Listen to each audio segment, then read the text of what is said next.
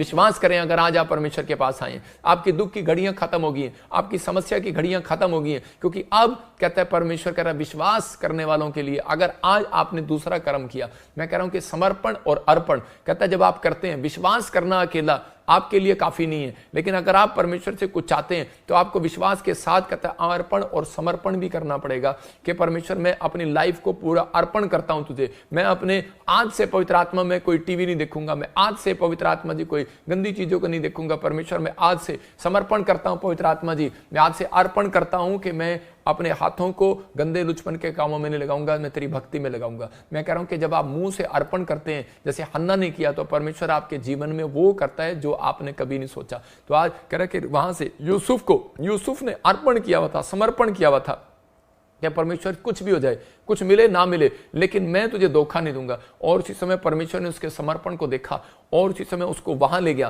कि कई बार दुख हमें वहां ले जाता है जहां हमारी प्रमोशन होनी हो, कई बार बीमारियां हमें वहां ले जाती हैं जहां हमारी प्रमोशन होनी हो, कई बार समस्याएं हमें वहां ले जाती हैं, लेकिन शैतान हमें डराता रहता है कि नहीं तू मर जाएगी, तू मर जाएगा। लेकिन परमेश्वर का आत्मा कहता है कि नहीं, कहता है कि एक पॉइंट परमेश्वर ने रखा है कि ताकि पवित्र आत्मा आपकी जिंदगियों में चमत्कार करे, परमेश्वर आपको आशीष दे। मैं जैसे छोटा सा उदाहरण दे रहा हूं मीनू का, ये जब मैं हीलिंग क्रूसेड करता था पंजाब में, तो उस समय के क्रूसेड में ये वहां पर मीटिंग अटेंड करने के लिए आई, तो मैंने इसको कहा कि परमेश्वर तेरे को तू बाहर जाना चाहती है फौरन, लेकिन परमेश्वर ने तेरे को सेवा में रखा है। और उसी समय लेकिन इसके अंदर चाह थी कि मैं हांगकांग चले जाऊं और मैं इटली चले जाऊं, अमेरिका चले जाऊं और वहां से मैं ये बड़ा पैसा कमाऊं और मैं बड़ी फैक्ट्री खोलूं और बहुत कुछ करूं, नाम करूं। लेकिन उस समय जब ये हांगकांग में गई, लेकिन उसी समय इसको पता ही नहीं था, और हांगकांग में गई तो वहां पर किसी कारणवश इसको जेल में डाल दिया गया। और जब ये जेल में बैठी तो उसी समय इसने तौबा किया कि परमेश्वर तेरा दास ने जो प्रोफेसी किया था सही किया था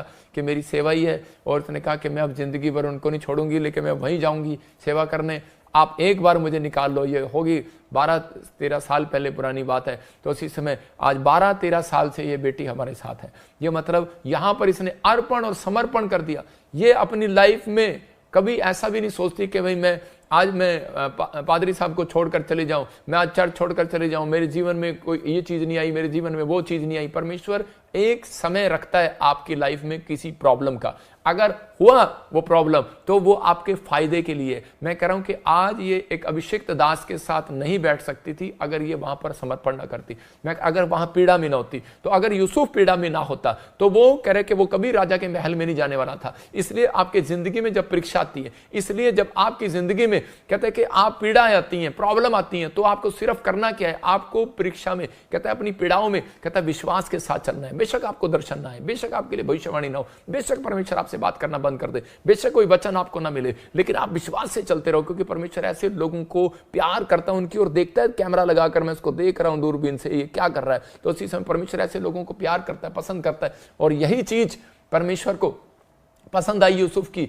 और यूसुफ को वहां तक लेकर गया कि पीड़ा में लेकर गया, लेकिन ऐसी जगह ले गया और वहां से सिर्फ करे कि 5 मिनट में उसकी दाढ़ी मुंडी गई, 5 मिनट में उसको फिर से उसके बाल काटे गए, अच्छे कपड़े पहनाए गए, और 5 मिनट में करे कि उसको करे उसी महल में जो उसका सफर था वो सिर्फ मैं कह रहा हूं 11 मिनट का सफर था, 11 मिनट में वो महल में पहुंच गया। तो परमेश्वर की एक बड़ी प्लानिंग है कि जब वो चमत्कार करेगा तो 11 मिनट के अंदर ही एकदम से आपका पासा पलट देगा, आपके फेवर कर देगा, आपकी ब्लेसिंग खोल देगा। 11 मिनट में कुछ भी हो सकता है आपकी लाइफ में। मैं कह रहा हूं कि पवित्र आत्मा जब चमत्कार करने पर आएगा, लेकिन आपको विश्वास से चलना है, आपको भरोसा रखना है कि पवित्र आत्मा मेरी जिंदगी में तू काम करेगा, मेरे लड़के को बदल सकता है, नशे से छुड़ाएगा। बस विश्वास से चलते रहो, चर्च में आते रहो, प्रार्थना करते रहो। पवित्र आत्मा कह रहा है अपनी जिंदगी में विश्वास से चलते रहो। कुछ लोग जिंदगी में हार जाते हैं और निराश हो जाते हैं और उसी समय सुसाइड कर लेते हैं, लेकिन परमेश्वर का आत्मा कह रहा है ये कर्जे, ये पैसे की तंगी, ये घटी, कहता है सिर्फ इसलिए कि आप ताकि प्रभु में आए और परमेश्वर यहां से आपके लिए एक बड़ा बिग डोर खोले।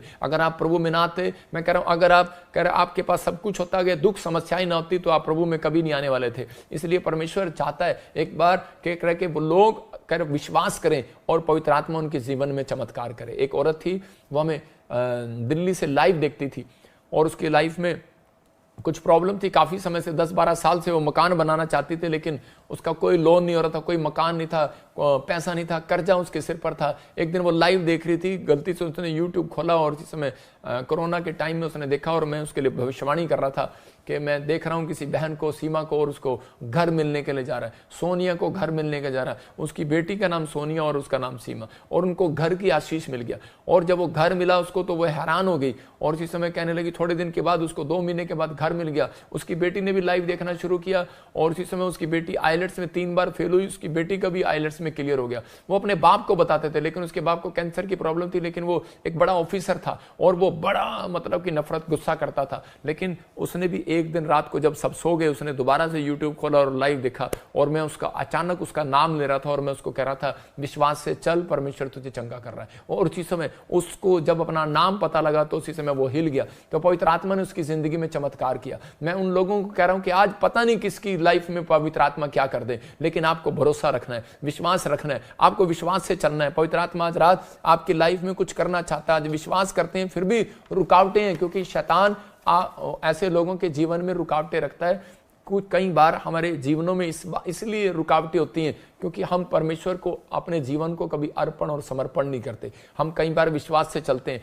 लेकिन शैतान उनकी जिंदगियों में ज्यादातर काम करता है। अगर आज आपके घर में क्लेश, आपको लग रहा है कि बार बार कामों में रुकावटें आ रही हैं, तो इसका मतलब कि शैतान ने आपको बंधन में डाल रखा है। अब छुटकारा पाने के लिए आपको क्या करना है? आपको शैतानी ताकतों से छुटकारा पाने के लिए पहले विश्वास से चलना है। आप चर्च में आना है पहले विश्वास से, कह रहा दूसरा कहता है कि विश्वास करना है उसके पास, और कह रहा है कि तीसरा कहता है कि अर्पण करना और समर्पण करना। जब आप अर्पण और समर्पण करते हैं तो परमेश्वर काम करता है। पहला शमूएल के 1:11 में लिखा कि यह हन्ना जो है वो, इसके पास बच्चा नहीं था, लेकिन ये काफी समय से चर्च जारी थी, शिलो में जारी थी। कितने समय से? मतलब लगातार एक भी दिन इसने मिस नहीं किया, और ये भेंट भी देती, दशवांश भी देती होगी, प्रार्थना भी करती होगी, लेकिन इसको एक भी चंगाई नहीं मिला, मतलब इसको बच्चा नहीं हुआ। और उसी समय इसकी सौतन इसको चिढ़ाया करती थी, लेकिन ये फिर भी परमेश्वर के घर आती थी। लेकिन एक दिन इसकी जुबान से क्या निकला? एक दिन इसकी जुबान से निकला 1:11 में, इसने कहा, यदि तुम मुझे एक पुत्र दोगे तो मैं पूरे जीवन के लिए उससे तुझको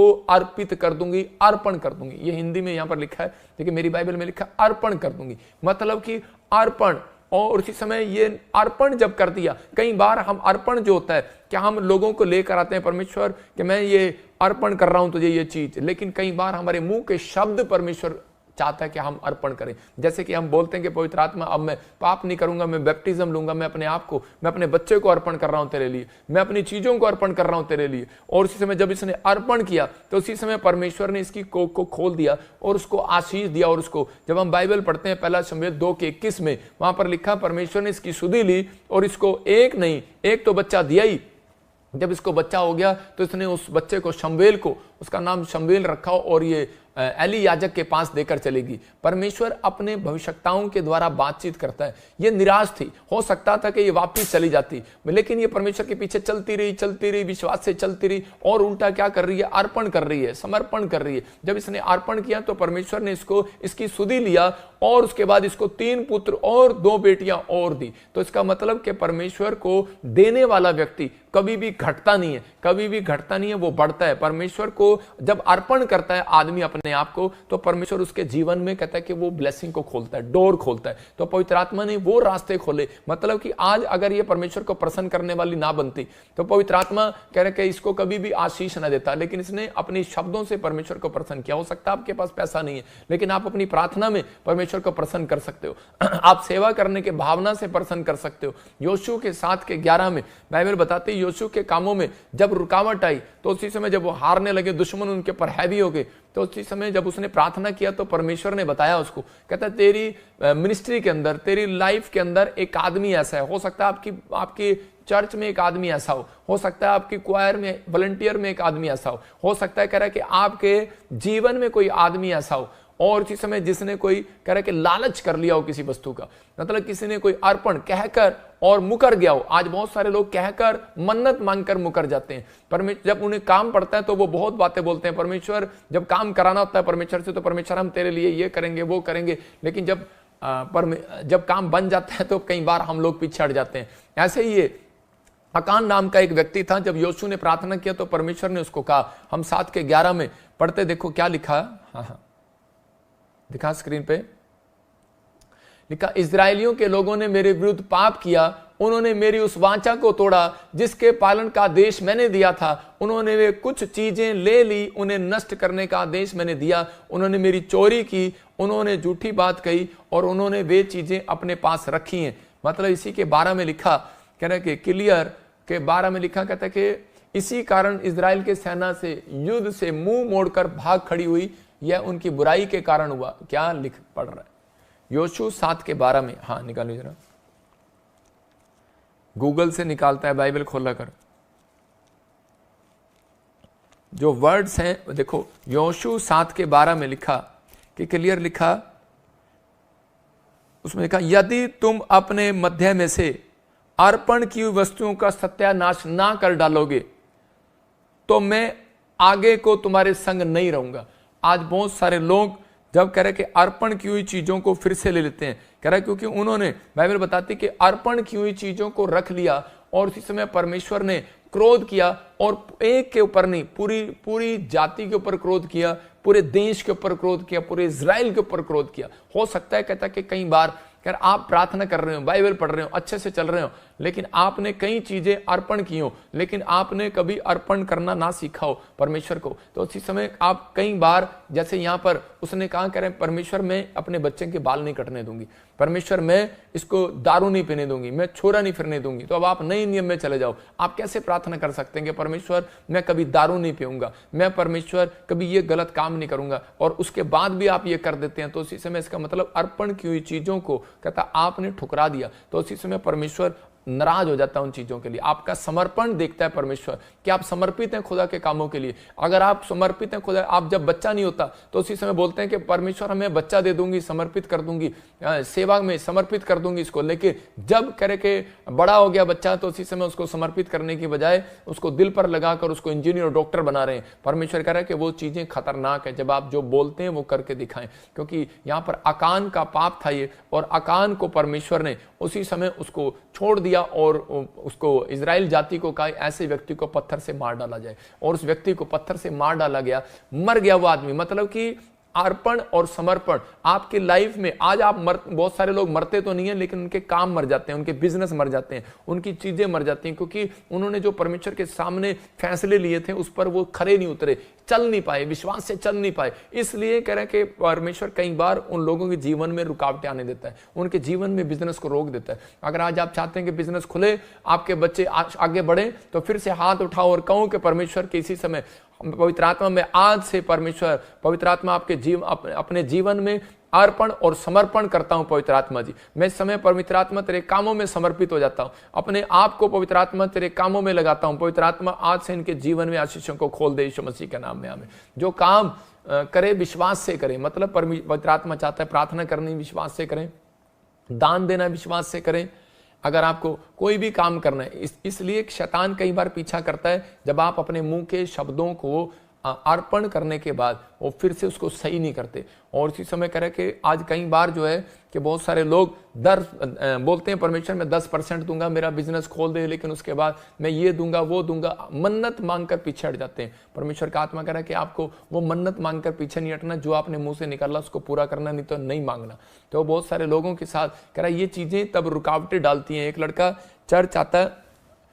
चर्च आता था, और उसी समय जब वो विश्वास करता तो वो चर्च में जा रहा था, विश्वास से चलता था वो, और चलने के बाद थोड़ी देर में वो रास्ते में जा रहा था तो उसी समय वो गिर गया, एक खड्डे में गिर गया, और उसी समय जब गिरा तो उसके कपड़े गंदे हो गए। वो दोबारा से फटाफट वो घर गया और उसने कहा मैं कपड़े बदल के चर्च जाऊंगा, क्योंकि उसने समर्पित किया हुआ था कि मैं जब भी मैं हमेशा संडे चर्च जाया करूंगा, क्योंकि उसने अर्पण किया था अपने आप को, अपनी सोचों को, अपने विचारों को समर्पित था वो। और उसी समय जब वो गिर गया तो उसके बाद वो वापस गया कपड़े बदलने के लिए, लेकिन जब वो उसने कहा जब मैं घर आई गया तो मैं अपनी बहन को साथ लेकर चलता हूँ। जब वो अपनी बहन को साथ लेकर गया तो उसमें उसकी बहन भी कीचड़ में गिर गई, वो देखो कीचड़ में गिर गई। और उसके बाद फिर उसने कहा कि चल उठ बहन और तू भी चल, कपड़े बदलने चलते हैं। तो उसी समय उसकी बहन ने सोचा शायद अब कपड़े, अब तो लेट हो गए, अब नहीं जाएंगे, लेकिन उसी समय उसने कपड़े बदले और उसको कहा कि चल अब हम चलेंगे चर्च। और उसी समय उसकी माँ घर में थी, उसने कहा माँ जब हम वापिस आए तो तू भी मेरे साथ चल। वो अपनी माँ को भी अपने घर में अब चर्च में लेके चल पड़ा। और उसी समय जब वो जा रहे थे तो रास्ते में उसी समय कि एक आदमी उन्हें लालटेन दिए हुए खड़ा हुआ मिलता है। तो उसने पूछा, कहता है कि भाई साहब, ओहो, कह रहा थैंक यू, आपने मुझे लालटेन दिखाया। कहता मुझे ये खड्डा ही नहीं दिखाई दे रहा था। तो उसी समय कहता ये खड्डे में हम बार बार गिर जा रहे थे। तो कहता उसी समय उसने कहा, लेकिन आप कौन हो? उसने कहा मैं शैतान हूं। उसने कहा हैं? उसने कहा तू मुझे क्यों रास्ता दिखा रहा है? कह रहा है कि मेरे बाप, कहता है कि तेरे को मैंने दुख दिया, खड्डे में डाला, तो कह रहा है कि मैंने सोचा कि तू चर्च नहीं जाएगा, निराश होकर घर चला जाएगा।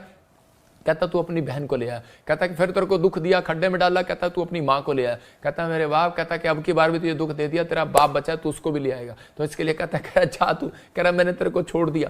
कहता इसका मतलब कह रहा है कई रास्तों से अगर आपको लग रहा है कि रास्ते पर कोई शैतानी ताकत खड़ी, आपका बिजनेस नहीं चल रहा, आप चलते रहो, जाते रहो, चलते रहो। मैं कह रहा हूं एक दिन शैतान शर्मिंदा होगा और वो हट जाएगा यीशु मसीह के नाम में। विश्वास से चलना है बस। इस लड़के ने कह रहा है कि शैतान को शर्मिंदा कर दिया। हो सकता था कह रहा है कि ये निराश होकर घर बैठ जाता है, लेकिन इसने कहा नहीं, मुझे चर्च जाना ही जाना है, हिम्मत नहीं हारना। और उसी समय ये चलता रहा और पवित्र आत्मा ने इसकी जिंदगी में काम किया। मैं कह रहा हूं उन लोगों को कि रूत के बारे में जब हम पढ़ते हैं, अपनी बातों पर खरी उतरी, उसकी परीक्षा आने के बाद भी उसको अपने समर्पण पर खड़ी थी कि उसने कहा था कि मैं इजरायलियों में के परिवार में बनी रहूंगी, मैं इनको नहीं छोड़ूंगी, मैं अपनी जाति में दोबारा वापस नहीं जाऊंगी, मतलब कि मैं मिस्र देश में दोबारा नहीं जाऊंगी। उसके जीवन में बहुत सारी परीक्षाएं आई, लेकिन हो सकता था वो अपनी पुरानी जिंदगी में जा सकती थी, पुरानी चीजों में जा सकती थी, लेकिन उसने जो समर्पित किया था अपने आप को, जो उसने अर्पण किया था अपने आप को, वो उस चीज में खरी उतरी और परमेश्वर ने उसका फल उसको दिया और वो एक अच्छे घर में,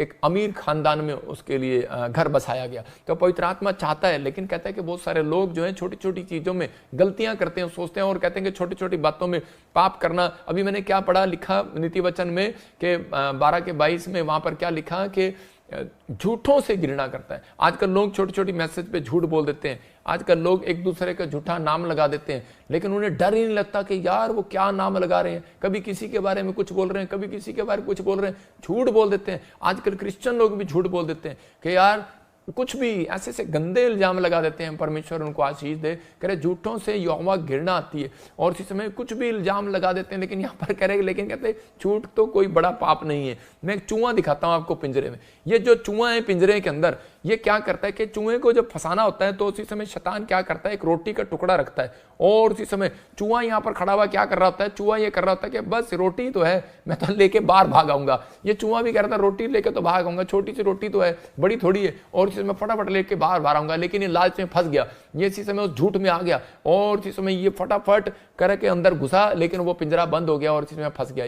मैं कह रहा हूं आज छोटा सा झूठ कहता आपको एक बार बचा लेगा, लेकिन कह रहा है कि एक छोटा सा पाप, कहता है कि लोग सोचते हैं कि छोटा पाप पाप नहीं होता, लेकिन एक दिन शैतान आपसे छोटा पाप करना सीख गए तो बड़ा पाप भी कराएगा। तो आपको किसी न किसी पिंजरे में फंसाने की कोशिश करता है। लोग भी सोचते हैं कि मैं किसी न किसी तरीके से बाहर निकल आऊंगा, लेकिन वो लोग फंसे रहते हैं। लेकिन आज पवित्र आत्मा उन लोगों से बात कर रहा है।